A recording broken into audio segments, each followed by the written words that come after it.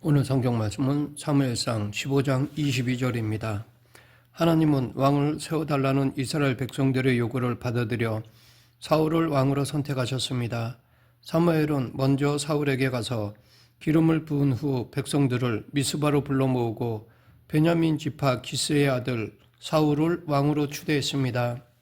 처음 사무엘이 사울을 왕으로 지명했을 때 사울은 자신이 미약한 자라고 말할 정도로 겸손했습니다. 심지어 사무엘이 온 백성 앞에서 왕으로 세우려 할 때 그는 진보따리들 사이에 숨어 있기까지 했습니다.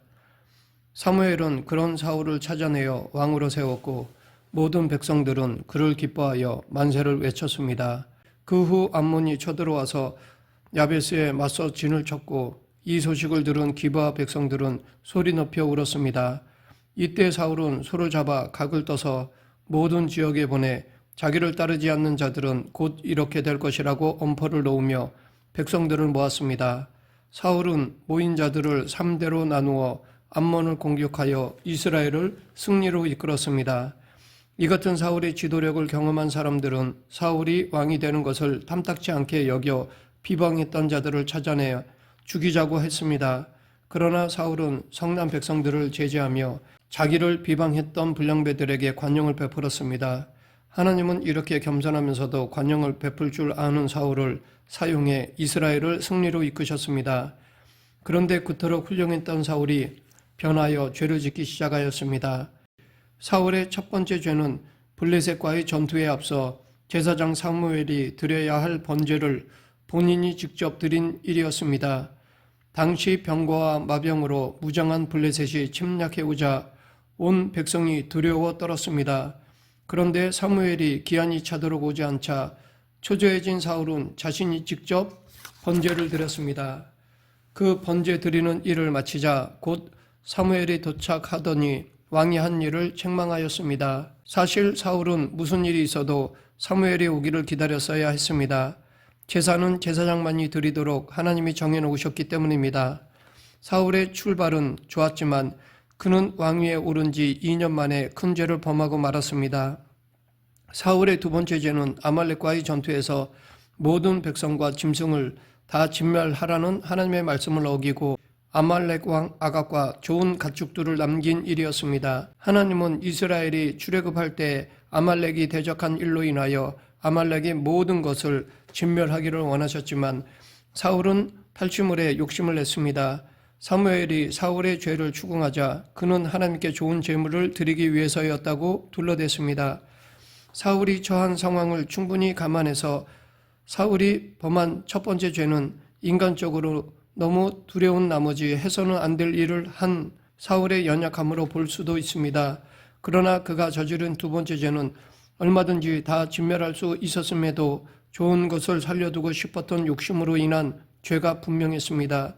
하나님은 연약한 사울에게 두 번째 기회를 주셨지만 이번에는 욕심 때문에 다시 불순종하는 죄를 범했습니다. 그렇다면 하나님은 왜 사울에게 두 번째 기회를 주셨을까요? 하나님은 사울의 연약함을 아시는 분이기 때문입니다. 인간은 연약함 때문에 누구나 실수를 할 수 있습니다. 하지만 사울은 두 번째 기회가 주어졌을 때 얼마든지 자신의 의지로 하나님께 순종할 수 있었지만 의지적으로 불순종하였습니다. 사무엘은 사울에게 이 잘못을 추궁했습니다. 사울은 사무엘의 지적을 받고도 둘러대기에 바빴습니다. 백성이 당신의 하나님 여호와께 제사하려 하여 라며 하나님의 이름까지 들먹이면서 변명하였습니다. 둘러대는 것은 깨어있지 않은 자의 특징입니다. 하나님께 제물로 드리려고 좋은 것을 남겨두었다는 사울의 말은 꽤 신앙적으로 들리지만 사무엘은 그 말에 넘어가지 않고 분명하게 그의 잘못을 책망하였습니다. 그것이 오늘 본문입니다. 여호와께서 번제와 다른 제사를 그의 목소리를 청종하는 것을 좋아하심과 같이 좋아하시겠나이까? 결국 하나님은 사울을 버려 왕이 되지 못하게 하셨습니다. 처음에는 겸손했던 사울이 이렇게 불순종하는 왕이 되었습니다. 그런데 분명한 한 가지 사실은 사울이 하나님의 말씀을 자기 마음에 두지 않았다는 것입니다. 사울의 불순종은 하나님의 말씀을 무시한 데서 비롯했으며 그 결과 사울은 실패한 인생을 살고 말았습니다. 하나님의 말씀을 가볍게 여기면 불순종하게 됩니다. 간혹 말씀은 그렇지만 현실은 이렇다라는 말을 할 때가 있습니다. 그럼에도 우리는 성경 말씀 그대로 순종해야 합니다.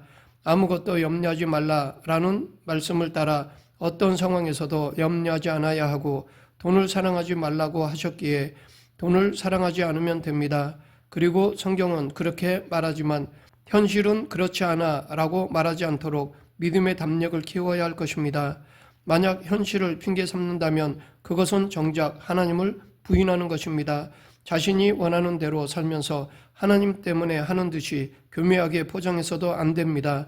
자기 욕심을 채우면서 하나님을 핑계 삼아 둘러댄다면 하나님을 이용하는 것입니다. 이런 죄를 범한 자가 바로 사울 왕이었습니다. 하나님은 사울 때문에 슬퍼하는 사무엘에게 이새의 아들 다윗을 왕으로 세우라고 명하셨습니다. 그 후 하나님께 인정받지 못한 사울은 다윗을 죽이려고 쫓아다니는데 온 힘을 기울였습니다. 사울의 추락하는 삶은 비상하는 다윗의 모습과 대조됩니다.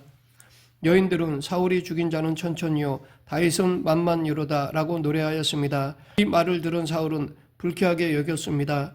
어찌 보면 이런 일을 당하는 것도 하나님이 주시는 벌일 수 있습니다. 이때부터 사울은 다윗을 원수로 여기고 죽이려 하였습니다. 여러 번 다윗에게 창을 던졌지만 번번이 다윗이 피했습니다. 그러자 사울은 블레셋의 손을 빌려 다윗을 죽일 속셈으로 블레셋 사람 100명을 죽이면 딸을 주겠다고 하였습니다. 그런데 다윗이 블레셋 사람 200명을 죽이고 오자 어쩔 수 없이 그를 사위로 삼게 되었습니다. 그래서 이번에는 아예 다윗의 집을 포위해 사로잡으려 했지만 놓쳤고 라마로 피신한 다윗을 잡아오라고 전령들을 보냈지만 실패하였습니다. 그러던 중 도망길에 오른 다윗이 제사장 아히멜렉의 도움을 받아 떡과 칼을 받은 사실을 알게 된 사울은 85명의 제사장들과 제사장들의 성읍 사람들을 다 죽여버렸습니다. 미움과 분노에 찬 사울은 갈수록 잔인해지고 파악해졌습니다. 처음에는 하나님의 말씀을 가볍게 여기더니 시간이 갈수록 하나님이 세우신 제사장들도 가차없이 죽였습니다. 이처럼 죄악은 점점 커져갔습니다. 처음부터 무자비한 독재자는 없습니다. 인간은 가만 놔두면 악을 향해 갑니다. 그 악함이 발전해서 더 강해지고 사악해지는 것입니다. 인간은 죄성을 갖고 태어나기 때문에 성화에 이르지 못하면 결국 악해질 수밖에 없습니다. 여기에는 중립이란 없습니다. 그렇기에 우리는 자기 안에 들어온 악을 계속 빼내야 합니다. 돈의 논리, 세상적인 논리, 거짓의 논리로 가득 찬 세상과 타협해서는 안 됩니다. 가만히 있어도 쉴 새 없이 밀고 들어오는 세상의 영향력을 말씀과 기도로 밀어내야 합니다. 사울을 피해 도망가던 다윗은 그일라로 내려갔습니다. 이 소식을 들은 사울도 그일라로 다윗을 뒤쫓아갔습니다. 그러나 한 발 빠른 다윗이 그일라를 떠나는 바람에 사울은 또 허탕을 쳤습니다. 사울은 그일라, 마운, 황무지 등으로 다윗을 쫓아다녔지만 다윗을 잡을 수가 없었습니다. 왜냐하면 하나님이 다윗을 사울의 손에 넘기지 않으셨기 때문입니다. 한 번은 다윗이 엔게디 광야의 굴 깊은 곳에 있을 때 사울이 뒤를 보러 들어왔습니다. 뒤를 본다는 것은 용변을 보거나 잠자는 것으로 해석이 가능합니다. 무엇이 되었든 사울은 그 많은 동굴 중에서 다윗이 숨어있는 굴에 들어갔습니다. 다윗이 마음만 먹으면 얼마든지 사울을 죽일 수 있는 상황이었습니다. 그러나 다윗은 사울을 죽이는 대신 그의 고도자락만 배웠습니다.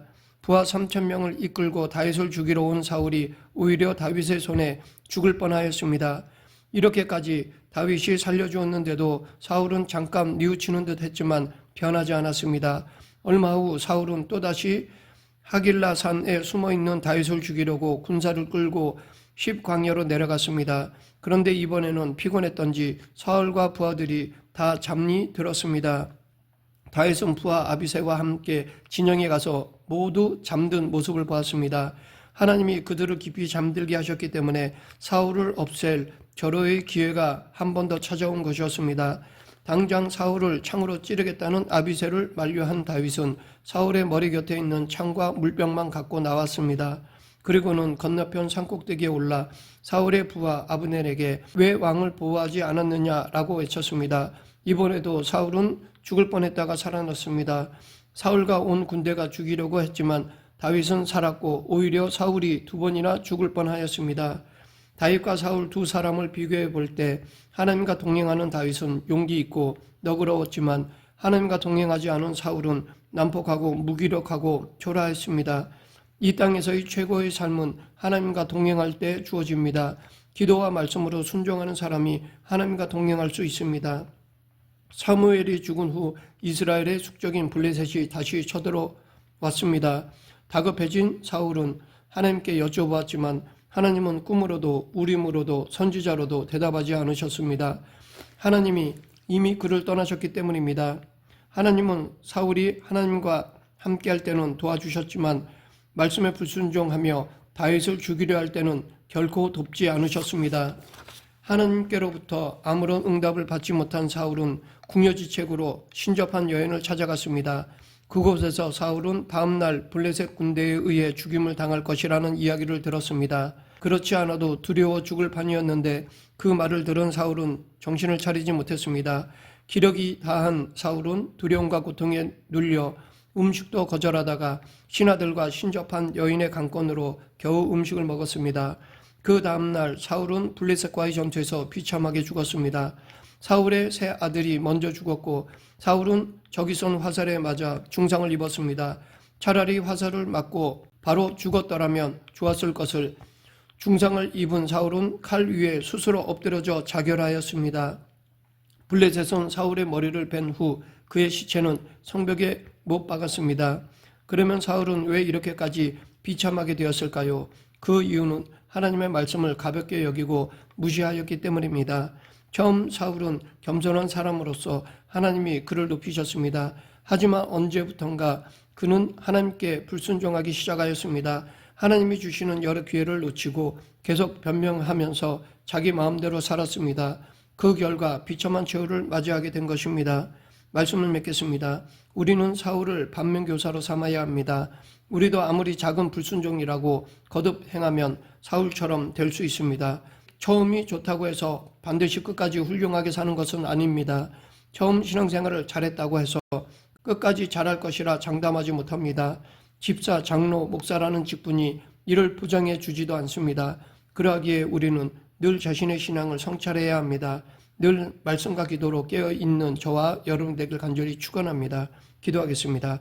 생사화복을 주관하시는 하나님 아버지, 처음 첫사랑을 잊지 않고 늘 변치 않는 믿음으로 살아가는 그리스도인이 되게 하여 주시옵소서. 예수님 이름으로 기도드립니다. 아멘.